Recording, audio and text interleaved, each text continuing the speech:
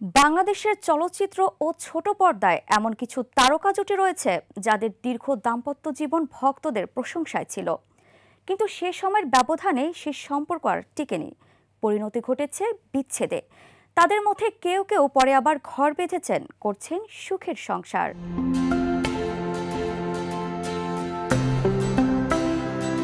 হুমায়ুন ফরিদী ও সুবর্ণা মুস্তফা দুজনেই ছিলেন বাংলাদেশের অভিনয় জগতের উজ্জ্বল নক্ষত্র। একসময় তারা বাস্তব জীবনেও দাম্পত্য সম্পর্কে আবদ্ধ হন, তবে দীর্ঘদিন একসঙ্গে সংসার করার পর তাদের পথ আলাদা হয়ে যায়। সুবর্ণা মুস্তফা 2003 সালে বিয়ে করেন নিজের চেয়েও বয়সে ছোট বিশিষ্ট নাট্য পরিচালক, প্রযোজক ও কাহিনীকার বদরুল আনাম সাউদকে।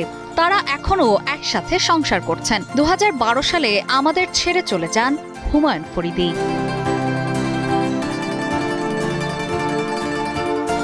বাংলাদেশের চলচ্চিত্রে জীবন্ত কিংবদন্তি আলমগীর অভিনয় জীবনের মতো ব্যক্তিগত জীবনেও আলোচনায় ছিলেন। তিনি প্রথমে বিয়ে করেছিলেন খসনুর আলমগীরকে। মতবিরোধের কারণে তাদের সংসার বেশি দিন টেকেনি। পরে আলমগীর সঙ্গীত শিল্পী রুনা লায়লার সঙ্গে বিবাহ বন্ধনে আবদ্ধ হন। এই দাম্পত্যে দুজন সুখেই সংসার করছেন। সঙ্গীত শিল্পী তাহসান ও অভিনেত্রী মিথিলা ছিলেন অন্যতম জনপ্রিয় দম্পতি।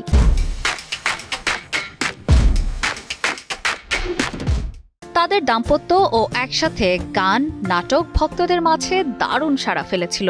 11 বছরের সংসার জীবনের পর 2017 সালে তাদের বিচ্ছেদ ঘটে। মিথিলা 2019 সালে সৃজিত মুখার্জিকে বিয়ে করেন এবং তাহসান 2025 সালের প্রথম দিকে আমেরিকান প্রবাসী মেকআপ শিল্পী রোজা আহমেদকে বিয়ে করেন। দৃশ্যত তারা সুখেই সংসার করছেন।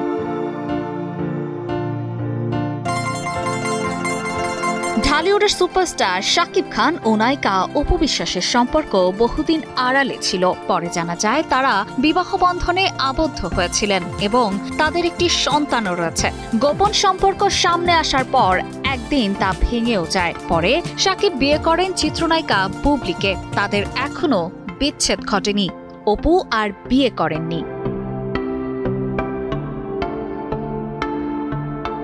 বেশ কিছু জনপ্রিয় জুটি ভক্তদের মনে জায়গা করে নিলেও বাস্তব জীবনে তাদের সম্পর্ক টেকেনি। তবে বিচ্ছেদের পরও তারা নিজেদের ক্যারিয়ার এবং ব্যক্তিগত জীবনে এগিয়ে যাচ্ছেন নতুনভাবে।